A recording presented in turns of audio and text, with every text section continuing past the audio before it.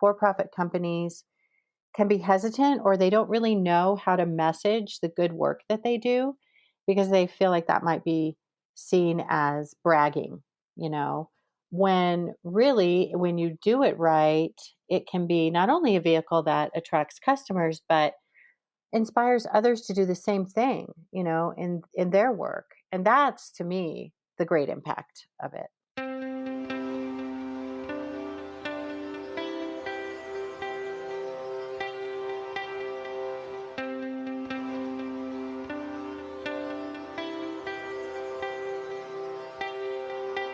You're listening to Relish This, the Purpose Marketing Podcast.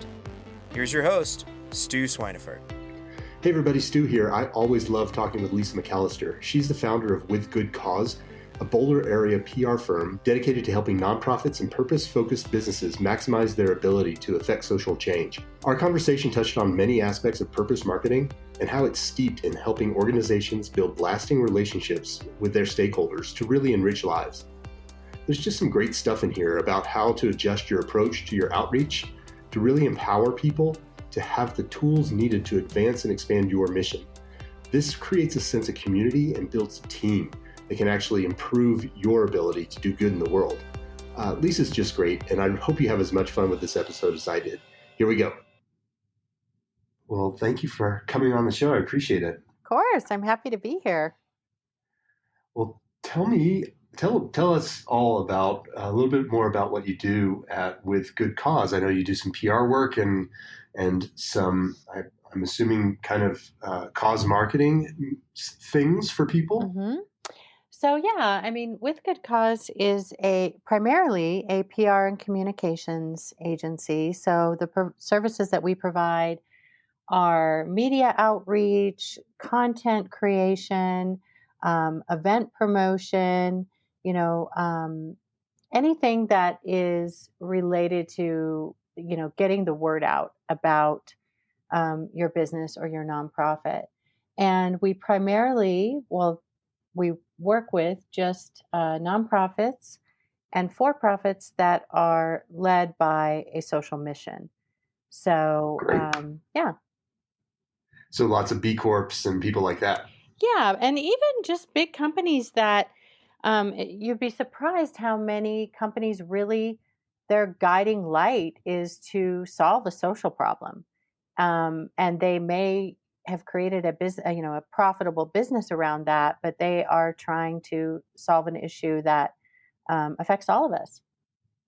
Healthcare is a very good example. Yeah, that's awesome. Mm-hmm. I think that there are more and more nonprofits who are kind of diversifying their revenue streams and leveraging, the ability to sell either products or services directly as part of their mission. Mm-hmm. But this sounds like something even a little more broad than that, perhaps. Yeah, absolutely. And when I started with Good Cause, my initial vision was that I would do primarily cause marketing and work in a role of sort of as a matchmaker between nonprofits and for-profits, because mm-hmm. I really enjoy that work of helping companies to connect with causes in a meaningful way that goes beyond check writing, Right. Right. And I do some of that work. But really how we've evolved is much more in the communications and PR side of things in terms of getting the message out in a way that attracts customers. A lot of for-profit companies can be hesitant or they don't really know how to message the good work that they do because they feel like that might be seen as bragging, mm-hmm. When really, when you do it right, it can be not only a vehicle that attracts customers, but inspires others to do the same thing, in their work. And that's, to me, the great impact of it.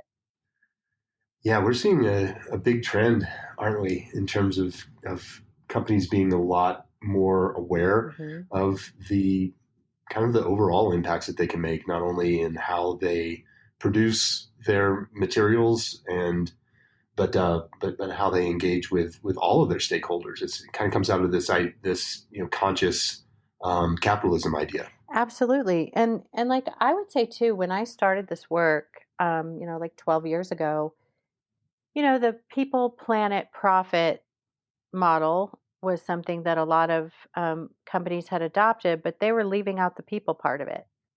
They Right. knew how to like have a green business, have more green business practices. They were they knew how to be profitable, but they didn't know how to take care of people and take care of their community. And now you're seeing, I think, a lot more companies understanding the value in that, you know. Yeah, it's encouraging, right? Absolutely. Yeah, yeah. So do you typically, when you are engaging with a new company, whether that's a for-profit or a nonprofit business, are they coming to you for real specific activities that they need help with, or are they what's the typical engagement look like? Yeah, I mean, usually because, I don't do a lot of marketing, which shame on me, but most of my most of my clients come to me through referrals or just through conversations that I have in the community. And so normally when someone comes to me, they do have, an idea of at least what their problem is, right? So, um, how we address that problem and the services that I end up giving them, might differ from what they initially think, but they usually come to me with an issue like, for in the nonprofit arena, it's almost always around fundraising. Mm-hmm. And so, I do a lot of work in that regard to help them with consistent communications and how to um, build funnels almost, for their donors and how to engage their donors um, in a new way and really help their donors to become activists for them. And in the for-profit arena, often people come to me. Either they want help with internal communications and how to get their employees more involved in the initiatives that they are tracking, or even just how to um, work with their employees so that the initiatives that they are building are in line with what employees see as valuable as well. And then also getting the word out to the media and just raising their profile in general in the public. Yeah, I think that can be a challenge for people, particularly as you mentioned, there might be a kind of a feeling that they're bragging about what they're doing as opposed to really just spreading that word and bringing awareness to some of those challenges. One of the things that we like to see is an alignment in those partnerships in terms of the business, the for-profit business's mission is aligned with the partnership that they have created with the nonprofit. So there's a real connection there that creates kind of a story around why they've chosen this nonprofit as their as their either giving or volunteer partner. Absolutely. And it makes the impact so much bigger. Again, going back to that, like you want to get beyond check writing, or one Yeah, of the things that I teach nonprofits that I work with is I used to have a course that I called Beyond the Bullet Points, and it was all about how to work with corporate sponsors. And that, like, yes, on one hand, you may need your, gold, silver, bronze level sponsorship, say for an event with particular benefits for a sponsor. But unless you go beyond talking about those bullet points of, your name's going to be on the website and you're going to have 5 social media posts and a mention from the podium, unless you go beyond those bullet points, you're not going to create a relationship that can grow. It's going to be more times than not a one and done. Whereas if you Yeah. find a way to engage those sponsors, either with, um, like you said, telling stories about why do they care about the cause that you're working to solve, and then even inviting their employees to be involved as volunteers, or inviting them to add an element to an event that wouldn't be there unless they were Yeah. involved. Yeah.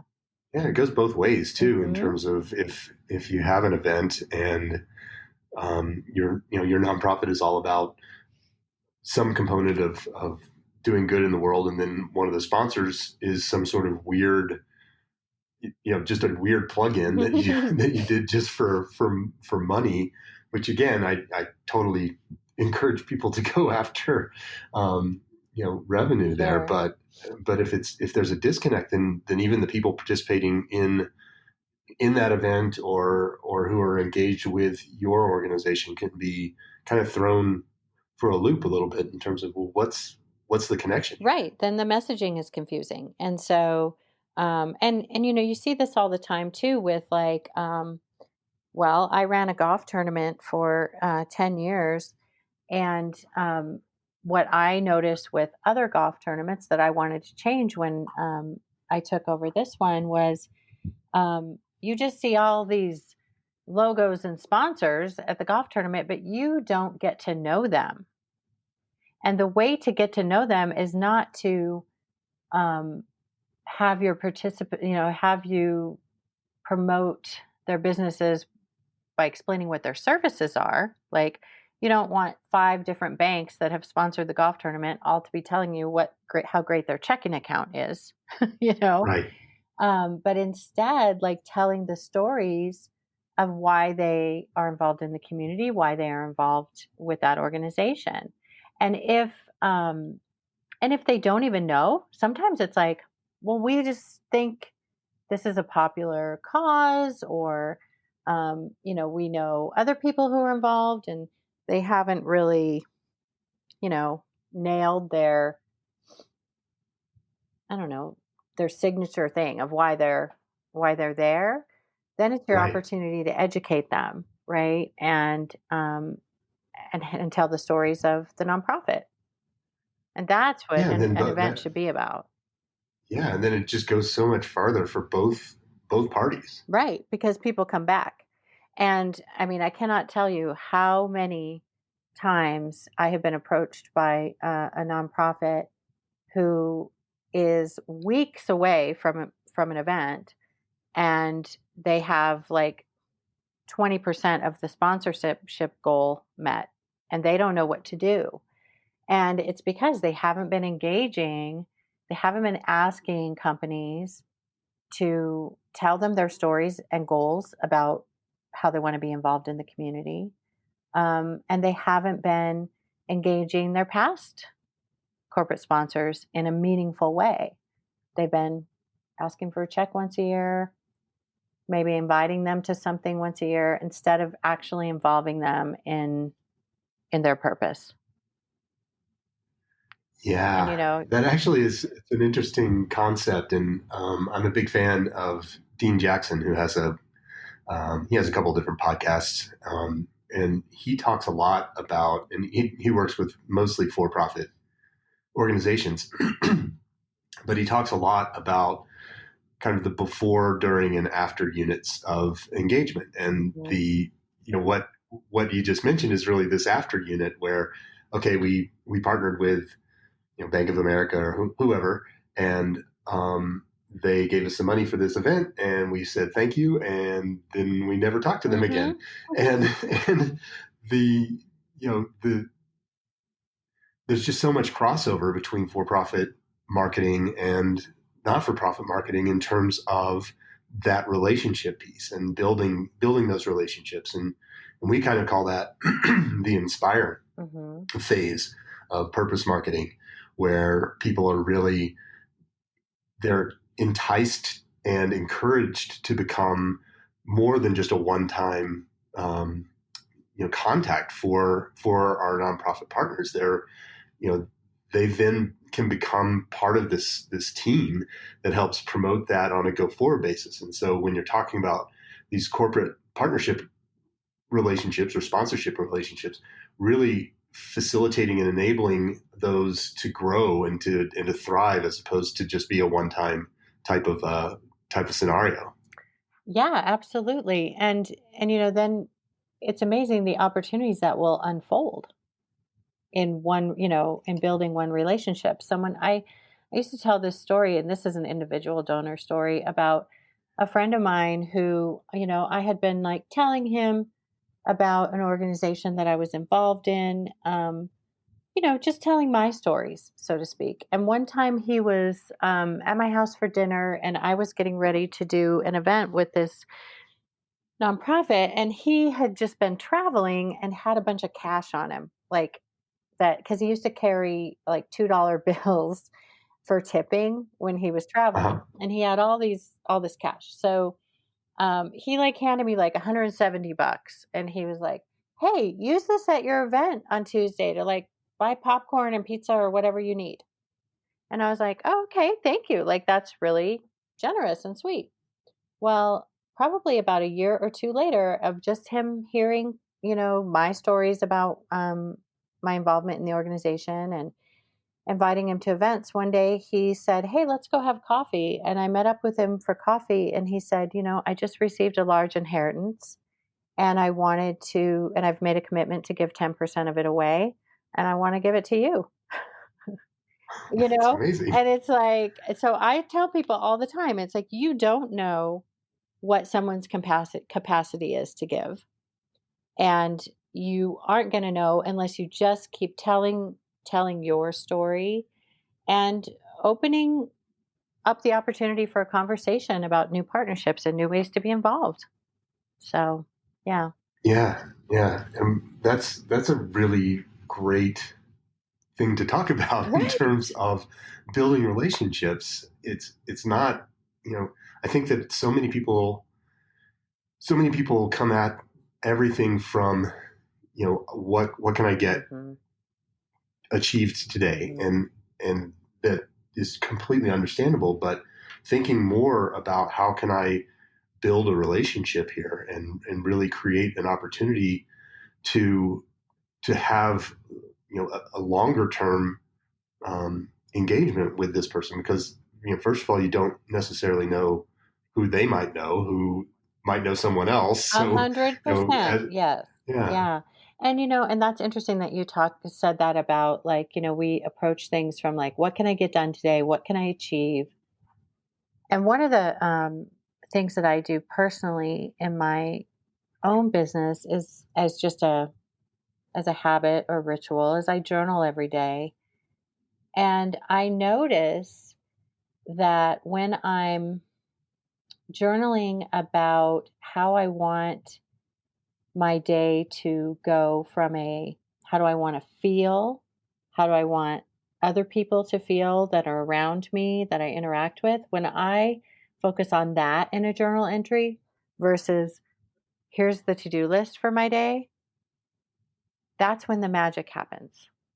That's when the most impactful, the most extraordinary relationships come into my life, into my days, is when I set the intention around being thoughtful, being loving, being a light, being positive, listening to people. And that's all relationship building skills, but it's also a mindset. How often are you in a conversation and especially now when we're working virtually, right? People are reading their email, they're checking their phone, whatever. They're not like being intentional. And so yeah, that's where all the relationship building comes in, is with that intention. I think that's just a great way to approach it. I know that I also journal every day, and I have several things that I touch on. And the first is my intention, kind of my mindset for the day, or what my mission is that day. And then I do some gratitudes in terms of just being thankful and thinking of things that I'm thankful for. Then I do some affirmations. and then I do kind of the 5 things or 3 things or however many things that day that I'd really like to get accomplished. And Mm-hmm. one of the reasons I started doing that was to try and break down. I mean, I think that I have a tendency to have a big picture view of things, and I think of the entirety of the project. So being able to break it down into like, okay, if I can accomplish 3 or 4 things today and get those little things checked off every day, Mm-hmm. those then become these little milestones that I've been able to hit throughout that day. Right. But I really, and a lot of times the intention and the first 3 are certainly about feelings, but I think that taking some more feeling approach to that is a really great thing for people to consider. Right. And yeah, and I'm not suggesting that we just sit and meditate about work and then magic happens. I mean, yeah, obviously then I go about my day, accomplishing the tasks that I need to accomplish. But I do think mindset and the energy of the intention you have is so important. And we're Yeah. not taught that in business school or in entrepreneur school, No. Yeah. It's funny. A friend of mine, Townsend Wardlaw, he's just does some really neat things. But he shared a story the other day that I thought was just great, and it was essentially the idea of the genie when you're given this opportunity to ask for three Mm-hmm. wishes, right? And most people come into that and say, "Oh, I'd like money, and I'd like, um, Good health. a new car, or whatever." So they go for these things. But then when you stop and say, "Well, why do you want these things?" It comes back to, I want happiness and freedom and security, or whatever these kind of bigger picture things are that they believe that these middle steps will let them achieve. And the funny thing is, well, why didn't you just ask the genie for happiness and security and safety? Mm-hmm. And so it's just funny how we tend to not see those those big goals. We tend to look at the tactics involved in getting them as opposed to the thing itself. Right. Or as opposed to like just that sense of you can choose, through things like meditation and whatnot and mindset to be happy today before you make your $1 million or whatever you're going for, right? You can still choose to be happy in a even when you're struggling. And that's a powerful way to move in the world, I think. And it's a much easier way to move in the world, right? If we're always moving in the world that we're chasing after something so that then we'll be happy, that Right. you're never going to catch that. Yeah. Yeah. Absolutely. Yeah. I love Not it. exactly marketing talk, but Oh, that's okay. It's good. It's good stuff. Yeah. So what are some of the things that you've seen nonprofits either do really well, or challenges that you've seen them face that perhaps they should take a different approach to, whether that be earned media or getting that message out? What are some of the things that you've found to be super helpful? Right. Well, I think it's funny. I just had this conversation yesterday with a videographer who we were talking about how nonprofits can use video.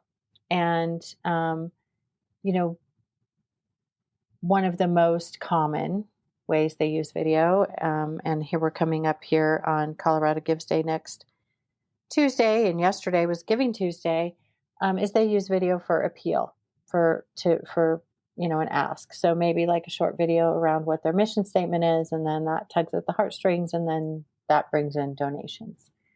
Mm-hmm. But something I've seen a handful of nonprofits do is creating video that can be used to activate their base. So, for example, there is an organization that I'm drawing a blank on the name of the actual foundation, but they create video around how women are portrayed in the media, and they have um, all these curriculum that go along with the videos that they create that illustrate the problem, and then they've created curriculum to teach to young women and girls um, about how to process that, right? And so they've created a vehicle for their supporters, because then that information, that curriculum, that video is available to any of their supporters um, to go and say, like, have a house party and just have a discussion with, 10 moms and daughters, or, and so they're like able to spread their message. I think advocacy in that way, and using your base to advocate for you and for the cause that you're trying to solve, is a tactic that too few nonprofits use. But I am really hopeful we are going in a direction that they are incorporating that. And I think partially the virtual situation that we've been in for 2020 is causing people to have to be more creative. And that might be a way that they're moving, right? That if we could still gather in small groups, but not have a gala of 500 people, then why wouldn't I just provide that to 500 of my supporters to have a house party? Right. And even if there's like 5 people at their house party, you just reach, 5 times as many people as you did at that 500 person gala. Exactly. And let me tell you, for the gala to go away would be, I think, kind of phenomenal in some ways. I mean, I've been involved in a lot of galas, and I've seen a lot of nonprofits really struggle with that. And oftentimes, because there's a lot of turnover in the development role, right, of a nonprofit. And they're often, because they're, short staffed, or their staff has just a ton on their plate, the actual transition of historical information for that kind of stuff is repeatedly lost. And so every time a new development director comes in, 9 times out of 10, they're starting from scratch. Right. And that's a really frustrating process. And it takes a ton of, people don't realize how much sales is involved in that sort of a event, and how much promotion is involved. And so they feel frustrated. They feel like they're failing. We have all these stigmas around, I'm not a salesperson. And, and so you get board members even that are just like, oh, I'm not selling, I'm not fundraising. They just don't see how they can participate in that in a productive way. Right. And so, God, if the gala went away, wouldn't that be? Yeah. Well, there's the overhead piece too, where you have, it's just so expensive to put on a big event like that in terms of space and food and speakers and. Yep. And then what happens, right? And then what happens is the balance sheet that they use to determine the profitability of an event is only hard costs and the money that came in. They don't take into account the, hundreds of hours that staff put into that. So I see that so often. And, I don't know where that comes from in terms of, like, people see, they go to a big event and it's like, it's impressive, and they're like, wow, this is amazing. And they're like, oh, I could do this. Let's put on this type of event for my nonprofit. And it's like, whoa, you don't know the first thing. Well, I think there's ego that gets involved there as well. And then you also just look at the numbers, and it's like, oh, we raised, $174,000 at our gala, and which is great. But if it costs you $168,000 to put on, then maybe you need to rethink that return. Right. And there's certainly a awareness piece, and there's Mm-hmm. ongoing donations piece, and there's some other things to consider there, but yeah, I think that this, there are other opportunities, and there are other ways to get just as many people involved without the overhead. Right, right. And things that are more engaging too. Mm-hmm. There's this theater group. Oh gosh, is it Modus Theater? I'm going to say the wrong theater, but anyway, in Boulder, and they did the Shoebox Stories series, which is a national program / organization where um, they work in small community theaters across the U.S. doing storytelling workshops, and they workshop the stories of undocumented people in the U.S. And then they perform. So then they spend like 6 weeks in a workshop working on their story, and then they perform it on stage. And that's a small venue event, right? And so I went to one last January, and I don't know, maybe there were 100 people there. And Right. it was very engaging. I was super emotional by the end of it. And then at the end, they said, so we have this opportunity. You can purchase for $50 a shoebox.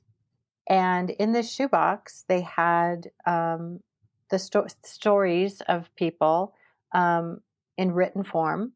And it was like a kit for how you then put on a dinner party where then you read these stories and you have a discussion about immigration. And, it was, and then you had like things that people could do, actions they could take in their own community if it was a issue that they wanted to get more involved in.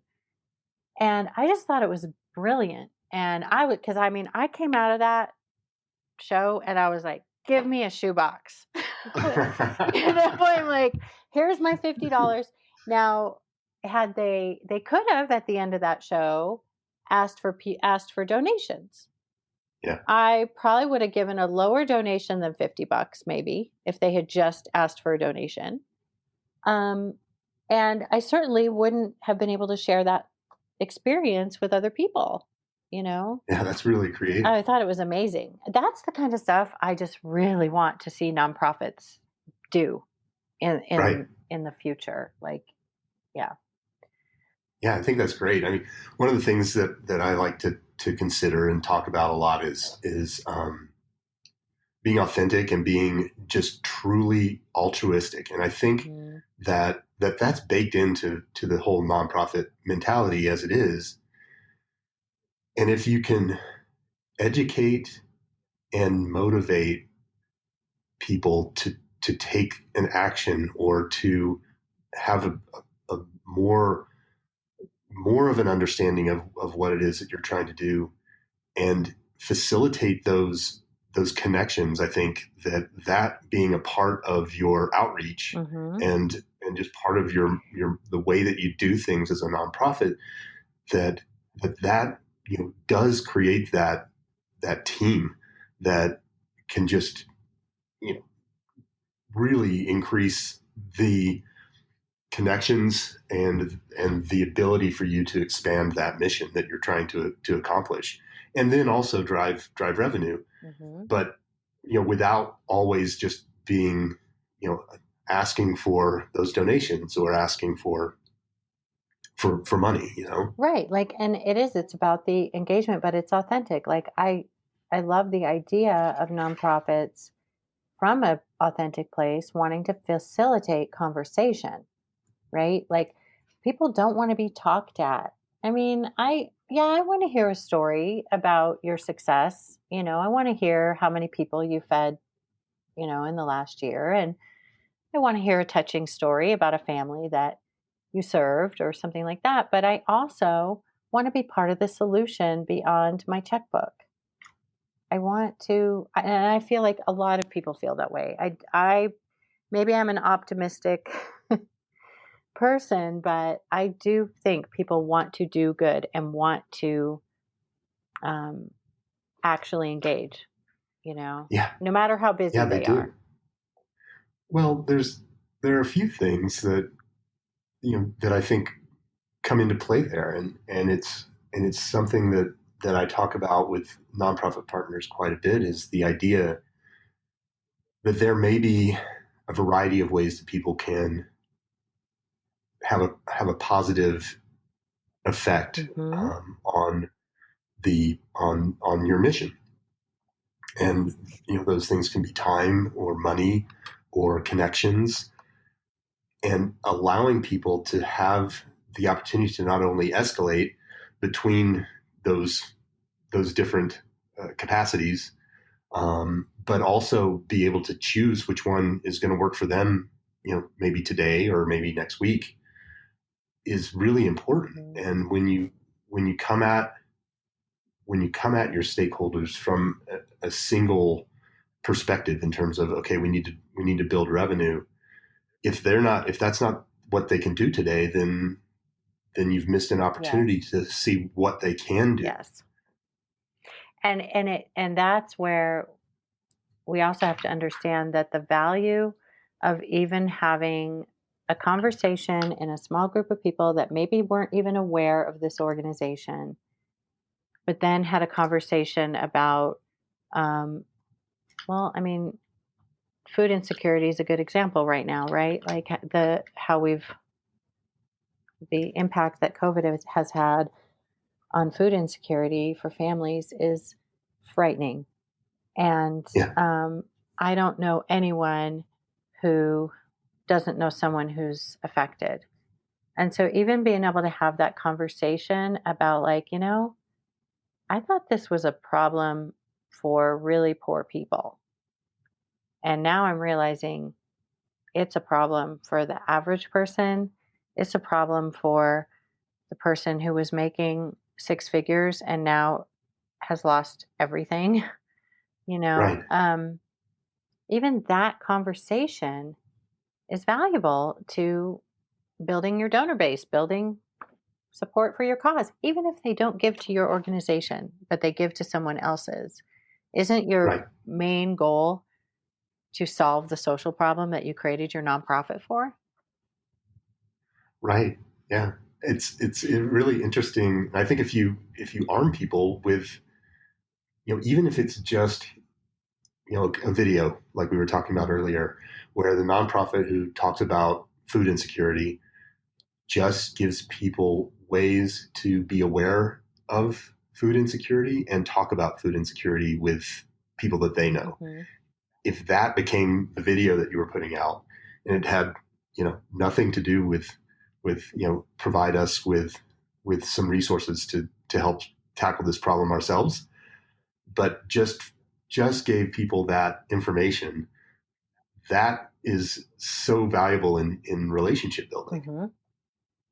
100%. And it's just so important to also arm people with information about how to talk to people about not just what the problem is, but where is that rooted, you know? And because I think those of us who have worked in human services or, with organizations that serve disadvantaged people, I know I've run into people in my circle who don't understand poverty, right? They don't understand how people get in the situations where they need help. They might believe in a bootstrap approach to life, And Right. even just educating your donor base about how people that we serve end up in this situation and why it should matter to your average person is super valuable. We're seeing that a lot right now with the BLM movement, right? Mm-hmm. And just educating people about what this is, what white privilege is, and why it exists, and how it affects people, and that's huge, Yeah. huge. Yeah. I like to say noticing is the first step to solving any problem. Is Mm-hmm. just having the information around and the perspective, a fresh perspective, in order to really understand, oh wow, this thing that's happening.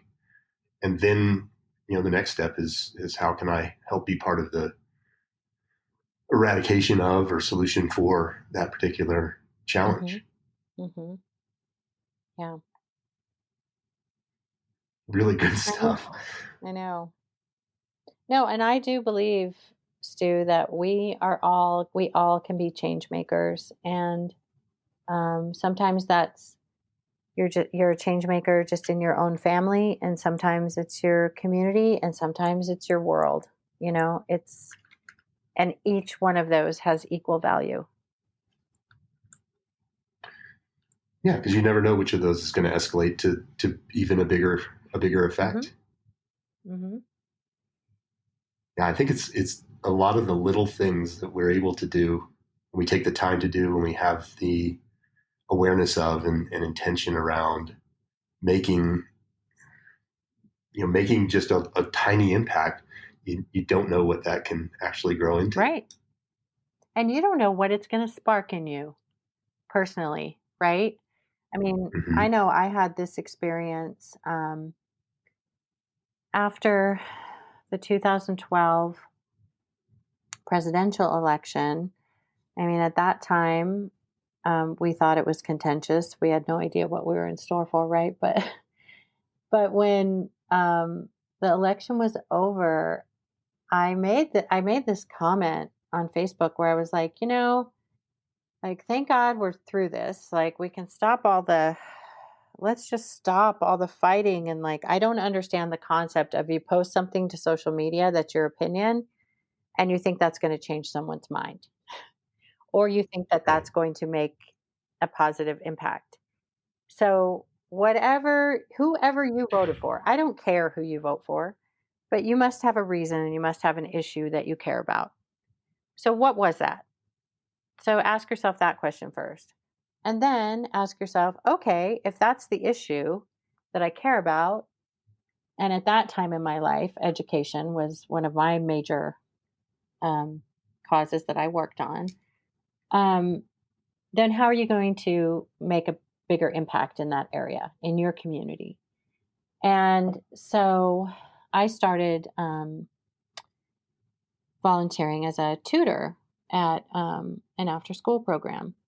And I had no idea how that was going to change my life, And I went in thinking, oh, I can help tutor some kids, and like I'll probably work with the young kids because I'm just not a very good student. So, it's not like I can teach anybody anything. I'll just keep them organized and help them with their homework. That was what I thought going in. And Right. what happened was I ended up just being very, I could just really relate to the teenage girls, especially. I found that I just could still feel what it felt like when I was in high school, and how your whole world is you and what's happening Right. to you. Everything else does not matter. Right. and I realized when they would be telling me, things that they were struggling with, or just telling me stories and they were so dramatic or whatever, I was like, oh my gosh, I remember this feeling so well. And I ended up becoming really close to two of the girls and then became their mentors through the same program, kind of like similar to like a big sister program. Uh-huh. And those girls, I mean, one has already graduated from college. The other is on her way to becoming a veterinarian. So she's still in school. And they changed my life and they changed my purpose in the world. I thought I cared about education. And it turns out that really what I care about is girls' confidence and them, achieving what they want in life, and that Right. their goals are not stifled, that they dream big for themselves. Right. So, That is awesome. it's like, so I just think we don't know what's going to happen when we put ourselves out there. Yeah. So That is fantastic. I love and it. that really has shaped the last, 8-10 years of my life in amazing ways. So, yeah. Yeah, it's really cool when we take chances and do things that are kind of outside of our comfort zone. How much that can really just create new opportunities that we never thought we would explore before. 100%. Yeah. Oh, And well, this has been nonprofits, super fun. yeah, and nonprofits give everyone that opportunity. Yeah, absolutely. I mean, you can go in and offer your services anywhere that you care about. Like, they will take you if you have something you want to offer, So. Yeah, I love it. I really enjoy our conversations. I'm sorry that we have to close this due to my needing to abandon this room that I'm in. Not at all. But first question for you is, where can people find you? So nonprofits out there looking for help with PR or event promotion or event creation, all those kinds of things, where can they find you? So my website is withgoodcause.com. And of course I'm on LinkedIn and all that as well. But my website is probably the quickest way to get in touch with me. Fantastic. And then my last question for you today is, and this is because I really like to inspire action, but if someone just listened to this episode, what action would you want them to take as they move into the rest of their week or the rest of their day? If you do not have a habit of journaling, I want you to start journaling. And this can be as simple. This is something that I did for 2020 because I was like, I want to make sure that I document what's happening this year. I started a separate journal that is a 1-sentence journal. And I got a calendar, and then every day I write 1 sentence about either what happened or how I'm feeling. And I think that is such a valuable tool, journaling is, to reveal what's important to you. I think sometimes when people ask us what we stand for, what our values are, a lot of people can't answer that question. Right. And journaling, even if it is, like I said, 1 sentence, can really help you uncover that. I think that's fantastic advice, and would encourage everyone to start doing that, just even if it's just for a month, if you can commit to that. Right. And I think you realize you'll miss it if you can't do it. I love it. So thank you so much for being on the show, Lisa. I really appreciate it. I always love spending time with you. Thank you so much. Yeah. Let's do this again. Absolutely. Have a great day. You too. Thanks for listening to this week's episode of Relish This. I have some exciting news. At long last, my first book, Mission Uncomfortable, is complete. This is a culmination of years of exploration around purpose-driven marketing and the audience engagement cycle, and it's packed with insights and information to help your organization survive and thrive. We'll be releasing this to the public in late February, so stay tuned for more on how you can get your copy. That's it this week. I'll be back next week for another great episode of Relish This.